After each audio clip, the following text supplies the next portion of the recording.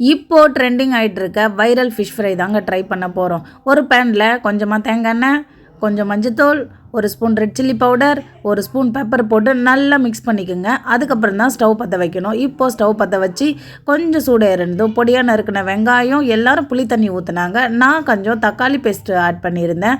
Taste கொஞ்சம் உப்பு போட்டு கொஞ்சம் கொதித்த உடனே இப்போது கழுவி வாஷ் பண்ணி வச்சுருக்க வவ்வா மீனை அதில் சேர்த்துக்கலாங்க. நல்லா 2 பக்கமும் நல்லா திருப்பி விட்டுக்கோங்க. எண்ணெய் பிரிஞ்சு இந்த மாதிரி மேலே வந்தோடனே மீன் குக் ஆகிடுச்சு அப்படின்னு அர்த்தம். பார்க்குறதுக்கு டேஸ்ட்டு சூப்பராக இருக்கிற மாதிரி இருந்து சரி சாப்பிட்டு பார்க்கலாம் அப்படின்ட்டு பசங்களுக்கு தாங்க எடுத்துகிட்டு போய் கொடுத்தேன்.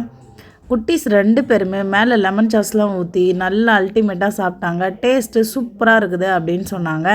நானும் இம்ப்ரெஸ் ஆனேன். அப்படியே டேஸ்ட் எப்படி இருந்துச்சுன்னா நம்ம கேரளாவில் சாப்பிட்ற பொளிச்ச மீன் மாதிரியே இருந்ததுங்க.